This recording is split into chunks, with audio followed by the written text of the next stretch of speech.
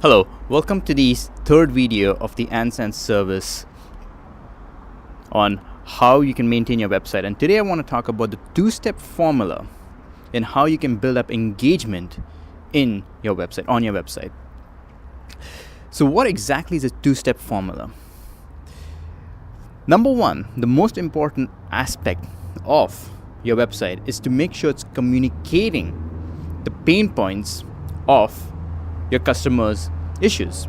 If it's not doing the fundamental aspect of communicating what the pain point is, how you're going to solve it, which I basically explained in the previous video, you're really not focusing on engaging them, then your website is really not doing the selling. So the number one aspect of making sure that your website is selling is to make sure that you have the 6-step formula that I mentioned in the previous video, which really helps in engaging or gives you a format in engaging your customers, which is expressing the pain point, talking about the problem definition, making sure that you have the solution to their pain point and explaining your amazing solution, your proof and credibility, call to action, and the ability of constantly updating and keeping them in the loop.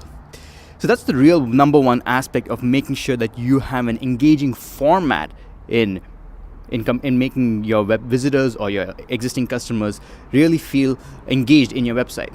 The second aspect that I want to talk about is how do you present that content? One is sequentially following that formula, but the second is how do you actually implement that formula? How do you go about implementing it? Should it be video? Should it be text? Should it be audio, a podcast? Should it be a software? Should it be there's so many aspects in which you can communicate all those 6 points, but how do you do that? And that's what the real essence of this video is all about. The first step, as I mentioned, is that format. The second step is how do you actually communicate that format? Now, let's make it very clear that when you try to engage your customers, there is nothing such as having that, the shorter it is, the better it is. Or the longer it is, it's not going to be that engaging and they'll get bored. That's just a myth. That does not exist. Let's put this in real life. Have you ever gone to a movie and seen a 2-hour movie and said, you know what, it's too long, it's 2 hours, I only want a 10-minute movie? Or on the other hand, look at the best-selling books on the planet, the Harry Potters. They're huge for children. It's not about long or short. It's really about whether your content is engaging. So in order to really increase that engagement, remove the time duration from the equation completely. Focus on how you can communicate engagement. And you can do that by a couple of ways. First and foremost is showing your passion. If you're doing a video, show your passion on it.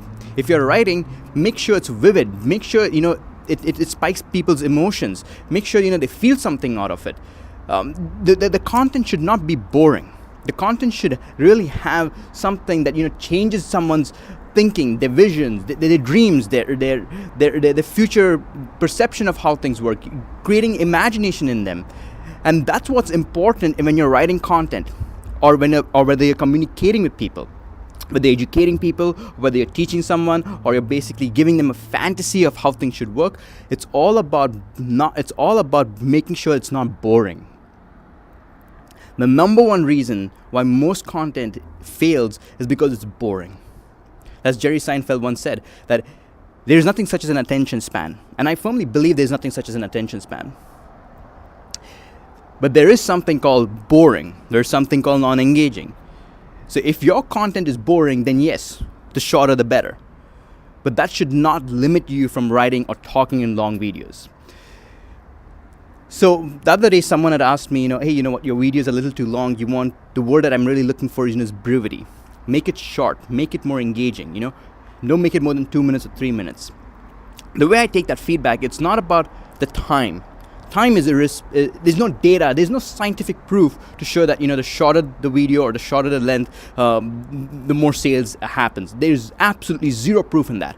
So the way you can actually decipher those feedback, which is very critical, is to basically think back, okay, if someone is finding and telling me that my video needs to be short, that means he or she did not find my video engaging.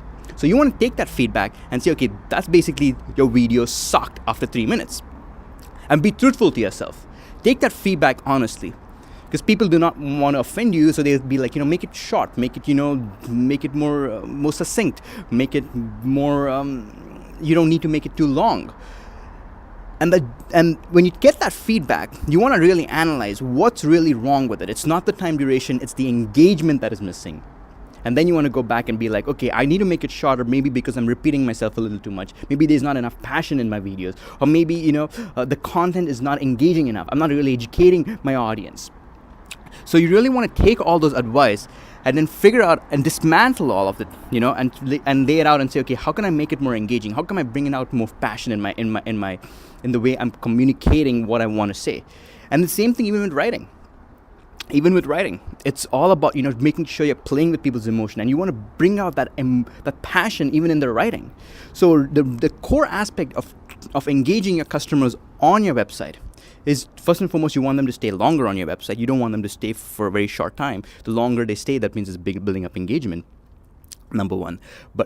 And you can build up that engagement, making sure that the content on your site is not boring. It's not boring. And in order for them to not feel boring, they need to resonate with that content. They have to resonate with what you're really trying to sell, what you're trying to communicate. And as I said, if you follow the first step, which is if you follow that sequence of explaining the pain point, the solution, proving it to them that you can solve their problem. You want to prove it to them that you can solve your problem. You're the ideal fit.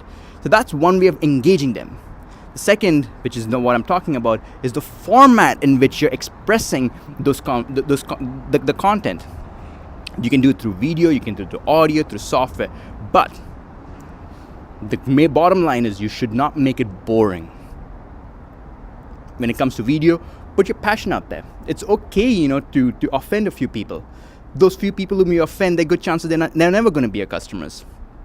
And it's really difficult to even offend people because no one really cares about what you're really trying to say. They just, everybody's focusing on their business. Everybody wants to focus on their own pain points. So your job is to communicate and resonate with their pain point. And when you resonate with their pain point, you generally have caught their attention, because people are attracted to people, who feel like them, who has the same pain point, who has the same situation. And if someone has formed a solution to it, there are good chances that's building up that engagement. So you really want to focus on not being boring. Not being boring. It's not about long or short. There's no science to prove it. But boring exists. Not being engaging exists. That is what the essence of this video is all about. So when you're writing your content on your website, make sure you have a combination of audio, video, maybe you have a combination of long copy, pictures, text, illustration.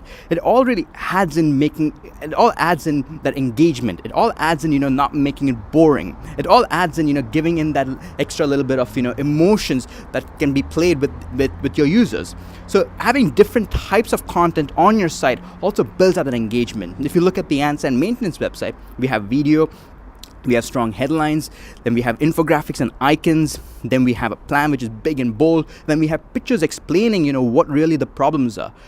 We don't want to be too technical, so we show pictures to showcase SSL security, your theme maintenance or your template maintenance, or whether you want social media maintenance, or whether you want some database issues. But we showed pictures so you don't feel intimidated by it. And then at the end, we've got an FAQ, which has got a long text.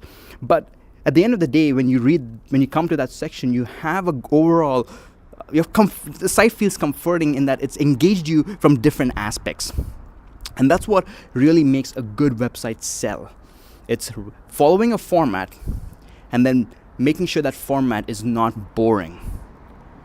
And if you follow that, you can make your website so much more engaging and eventually build up trust, and then eventually increase sales. Once again, thank you for watching this video.